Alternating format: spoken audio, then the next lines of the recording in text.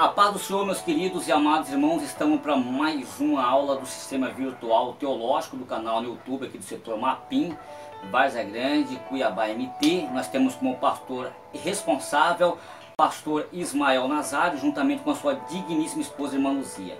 Eu sou o presbítero irmão Claudinho, estarei retratando e conversando, dialogando com vocês a respeito de um tema tão importante que é realmente o fechamento do nosso trimestre, que é a lição de número 14, entre a Páscoa e o Pentecoste. Estarei fazendo aqui um resumo, tá certo, desse conteúdo proposto aqui para essa semana. E o interessante é que estarei frisando algumas festas solenes de Israel, estarei detalhando sobre a palavra Pentecoste, as ocasiões importantíssimas. Não saia daí, tá ok? Porque o título da lição é entre a Páscoa e o Pentecoste. Quando nós olhamos aqui para o texto áureo da nossa lição, diz assim a palavra de Deus: cumprindo-se o dia de Pentecostes, estavam todos reunidos no mesmo lugar, e todos foram cheios do Espírito Santo e começaram a falar em outras línguas, conforme o Espírito lhes concedia que falassem. Atos capítulo 2, versículo 1 ao 4. Tá bom? E em todo o decorrer desse contexto, irmão, nós vamos ver a importância do dia de Pentecoste. A importância, o contexto, o povo que estava localizado na época.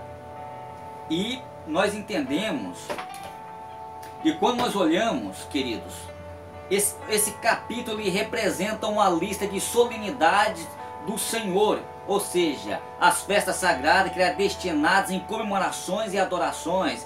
Estas festas sagradas eram símbolo da redenção e da consagração, e expressavam fatos de que Israel, com tudo que possuía, pertencia a Deus. Agora, havia dois ciclos de solenidades, um ciclo semanal e um anual. Todas as comemorações eram festivas, exceto o dia da expiação, o único dia de jejum que é requerido pela lei. Ou seja, este ciclo, eles ajudavam o povo a associar a sua vida espiritual e aos eventos da vida diária, pois não deviam, ou seja, diferenciar entre a adoração a Deus e a vida diária.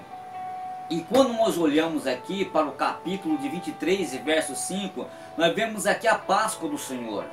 Ou seja, quando nós entendemos e observamos que para a festa dos pães e asmos, no capítulo 23, do verso 26, e quando nós olhamos aqui para o capítulo 23, do verso 10, nós vemos aqui a festa das primícias. E interessante que as festas das primícias, quando nós verificamos no verso 10 e 14, é um reconhecimento do fruto da terra que provinha do Senhor.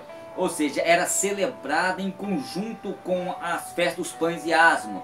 As primícias deveriam ser consagradas ao Senhor. E este fato ele prenuncia a dedicação do crente no Novo Testamento, que deve consagrar ao Senhor totalidade de sua vida.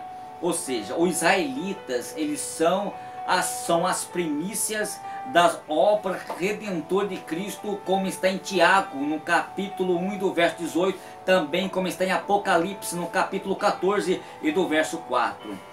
Quando nós olhamos para o capítulo 23 e verso 15, 7 semanas, esta festa, como está em Deuteronômio, no capítulo 16, verso 10, também era chamada a festa de Pentecoste. Era celebrada no fim da colheita do trigo, 50 dias de Pentecoste, que significa 50º. Depois da festa das primícias, como nós já olhamos para o verso 16 do capítulo 23, nesse dia o povo, eles rendiam-lhes graças pelas as suas abundantes dádivas de alimentos e por tudo quanto o sustinha. Foi o dia de Pentecoste que Deus derramou o Espírito Santo sobre os seus discípulos em Cristo, como está em Atos no capítulo 2 em diante. Meus queridos, amados irmãos, olhamos para o capítulo 23 do verso 24, nós olhamos aqui que a festa das trombetas, que é memória e jubilação, ou é literalmente o toque das trombetas. A festa das trombetas era celebrada no primeiro dia do 7º mês, provavelmente lembrando que o dia da expiação se aproximava, e verificando isso no verso 26 até o verso 32. E como preparação para este, Deus queria que Israel pensasse nas coisas espirituais, especialmente no seu relacionamento com o seu conserto. E o interessante é que quando nós olhamos aqui para o capítulo 23 e verso 27, o dia da expiação, que não era considerado como festa, mas como dia solene. Mas quando nós olhamos aqui para o capítulo 23 e verso 34 até o 43, nós vemos aqui a festa das trombetas. Essa festa das trombetas era uma festa, ou as festas, nós comentamos aqui sobre a festa das trombetas, mas quando nós falamos aqui sobre a festa dos tabernáculos, por que a festa dos tabernáculos? Porque era chamada porque o povo deixava suas casas e ia morar em cabanas ou em tendas temporárias feitas de ramos de árvores, como nós verifiquemos no versículo 40 e verso 42 do capítulo 23. Esse ato, ele lembrava o povo a bondade de Deus para com ele durante os seus 40 anos no deserto. Ou seja, sem habitação permanente. Também era chamada a festa da colheita, porque ela comemorava o término da colheita dos frutos ou seja, meus queridos, em todo esse contexto, pegando esse apanhado e falando sobre as respectivas festas de Israel.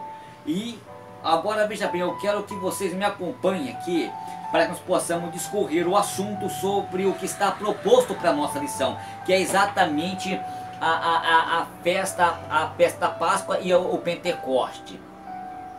E o interessante, queridos irmãos, que o termo Pentecoste, ele procede originalmente da festa judaica, chamada de festa das semanas, como no Corão, Japuscote, como descreve o Antigo Testamento. Principalmente quando nós olhamos para Levítico no capítulo 23, verso 15 ao 25, em Deuteronômio no capítulo 16, verso 9, até o verso de número 12. Estas festas eram comemoradas 7 semanas depois da Páscoa. Literalmente, o termo significa festas, período de 7, em razão a festas de ser comemorada a partir do dia seguinte ao 7º sábado após o dia das primícias, como nós olhamos e observamos no livro de Levítico, no capítulo 23, do verso 15 ao 16. Outra expressão da qual se deriva o vocábulo Pentecoste é o Missergim, ou seja, a Missergion, que significa festas de 50 dias, como está em Levítico no capítulo 23 e do verso 16. Ou seja, a Missergion é um termo traduzido pela versão grega do Antigo Testamento por Penteconta, ou seja, Penteconta, ou seja, o Meras, ou 50º dia. Interessante, né? Que é a solene festa de Pentecoste, que é chamado no Antigo Testamento de festas das semanas, ou festa das primícias, ou da cega, ou do trigo. Festa da colheita, ou dia das primícias. E aí o que acontece? Nós olhamos aqui para ocasiões em que se apresentavam os primeiros frutos do campos, e provavelmente plantados, como está em Êxodo no capítulo 23 e do verso 16. Quanto ao passado, queridos irmãos, nós olhamos aqui a festa de Pentecoste, era uma santa celebração em que o adorador oferecia ao Senhor uma oferta voluntária, ou seja, proporcional às bênçãos recebidas. Olha o que diz aqui a palavra de Deus. E quando nós olhamos aqui para Deuteronômio, no capítulo 16 e verso número 10. Mas no contexto profético, ela é uma referência à infusão do Espírito sobre toda a carne, como o profeta Joel profetizou em Joel no capítulo 2 e verso 28, e como se concretizou em Atos no capítulo de número 2, do verso 1 em diante. Interessante, meus queridos, que o dia de Pentecostes era celebrado por todos os judeus, tanto os que habitavam na Palestina, quanto os que estavam dispersos por toda a parte do mundo. E de então alguns desses judeus e prosélitos não costumavam frequentar as festas da Páscoa em Jerusalém, pelo fato do clima não ser favorável por longas peregrinações. No entanto, quanto às suas variações climáticas não estavam favoráveis a ocasiões que coincidia com a festa de Pentecoste. Todos convergiam a Jerusalém, que era a capital religiosa e é a capital religiosa do judaísmo, com base em exposto acima, e fundamento em Atos no capítulo 2 em diante. O presente classe do mapa das nações representava no antigo Pentecoste a distância entre Jerusalém e as regiões das quais os devotos procediam. Demonstrava então a importância das festividades sagradas a eles. A festa, portanto, era uma ocasião estratégica para manifestar o poder de Deus em todos os que ali localizavam. Ou seja, que reproduzia em todo o contexto neotestamentário. Mas olhamos, queridos, entendemos que eu estou fazendo um ato resumo para um fechamento desse trimestre aqui, ok? Agora, o que acontece? Já indo aqui para tentar a fazer essa conclusão maravilhosa, eu quero enfatizar aqui, meus queridos, que o seguinte: o Pentecoste judaico, em Atos no capítulo 2, do versículo 1 ao 41, Atos 2 ele faz uma narrativa do primeiro dia de Pentecoste e depois da ressurreição de Cristo. O dia de Pentecoste são emeras Pentecostes, como eu já citei, ou seja, emeras tens Pentecostes. O 50º dia se dava 50 dias depois de 16 de Nissan. O dia seguinte à Páscoa também era chamada Festa das Semanas, porque ocorriam 7 semanas depois da Páscoa, por causa da colheita do trigo e que acontecia naquele período. Ou seja, era uma celebração da colheita de grãos, como está em Êxodo no capítulo 23, do verso 16, como já citei também. E esta é a primeira característica. A segunda característica, para ir para a conclusão, o Pentecoste cristão a festividade judaica no dia de Pentecoste assume um novo significado no Atos 2, pois o dia da qual o Espírito prometido desce em poder e torna possível o avanço do Evangelho até os confins da terra. O batismo dos apóstolos com o Espírito Santo no dia de Pentecoste serve de fundação da missão e da igreja que hoje, essa experiência que é a unção de Jesus também com o Espírito Santo no Rio Jordão, como está em Lucas no capítulo 3 do verso 21 ao 22. A terceira característica é que a semelhança entre a unção de Jesus e o Pentecoste, ou seja, o Espírito desceu sobre Jesus depois que ele orou, como está em Lucas no capítulo 3 e verso 22. No dia de Pentecoste, os discípulos também foram cheios com o Espírito Santo depois que oravam, ou seja, estava orando ali, como está em Atos no capítulo 2 e verso 14. Ou seja, a manifestação física acompanhava ambos os eventos. Ou seja, nos rios Jordão, o Espírito Santo se desceu sobre de forma corpórea, uma forma de uma pomba, e no dia de Pentecoste a presença do Espírito Santo estava evidente na divisão de línguas de fogo, de fato que os discípulos falaram em outras línguas. O interessante é que Pedro, ele entendia. Pedro estava ali, ele sempre foi à frente. E ele colocou-se à frente e disse: olha, algumas pessoas razoáveis, esse pessoal estão bêbados? Não, esse pessoal não estão bêbados, como vós pensar, mas estão cheios do Espírito Santo. E a sequência desse ato foi na casa de Cornélio. Ali as pessoas tinham o mesmo país, falavam os mesmos idiomas. E por que eles foram cheios e começaram a falar em outras línguas? Tinha necessidade de falar em outras línguas diferentes ali, sendo que todos falavam o mesmo idioma? Então ali na casa de Cornélio houve uma sequência do que aconteceu em Atos no capítulo 2. A experiência de Jesus enfatizava a unção messiânica para o seu ministério público, pelo qual ele pregou o evangelho e curou os doentes e expulsou demônios. Os apóstolos agora recebem o mesmo poder do Espírito derramado sobre sequentemente do Espírito em Atos, que são semelhantes à experiência dos discípulos em Jerusalém. Da mesma maneira, queridos, que a unção de Jesus, como nós olhamos em Lucas, no capítulo 13, versículo 22, é um paradigma para subsequente com o batismo dos discípulos com o Espírito Santo, como aconteceu em Atos, no capítulo 2, verso 5.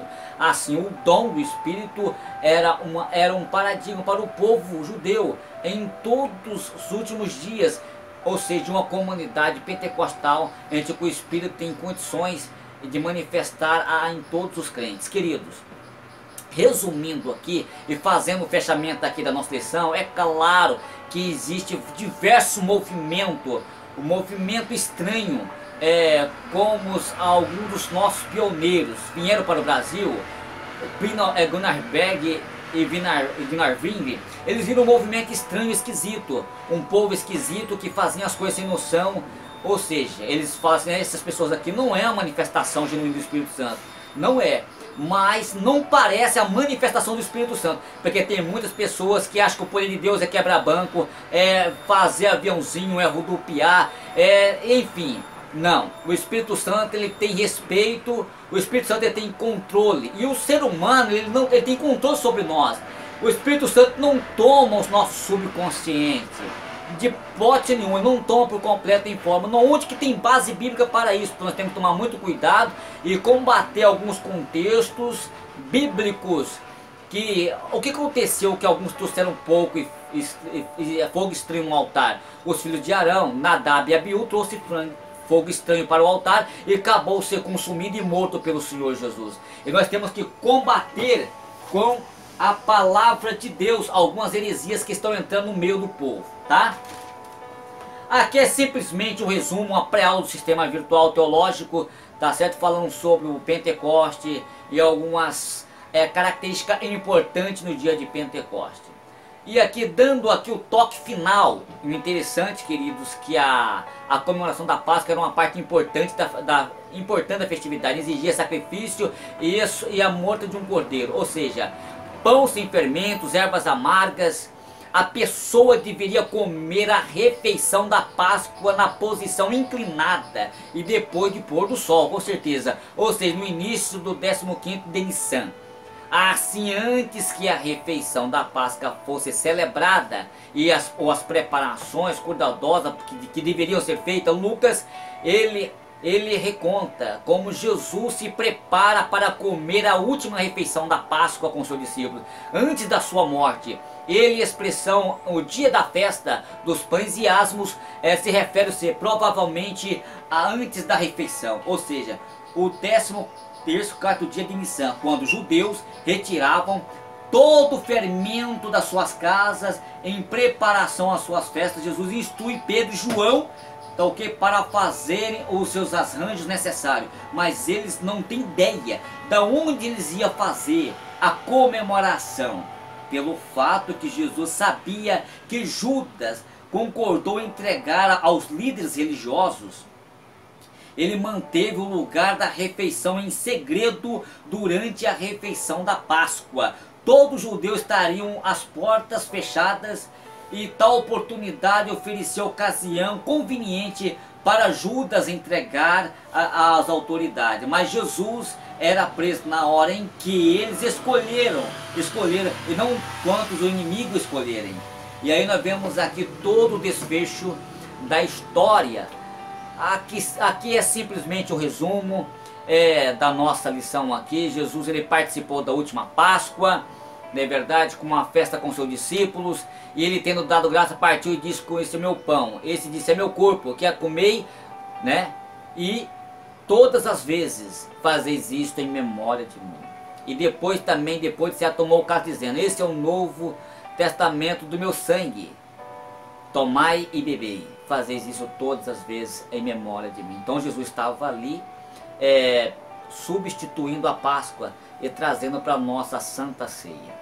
E a ceia como nós participamos da ceia, porque nós estamos lembrando da morte e ressurreição de Cristo Jesus. Um abraço a todos vocês e até o próximo trimestre, se Deus nos permitir, e que essa lição com certeza fica para rechear a nossa vida espiritual.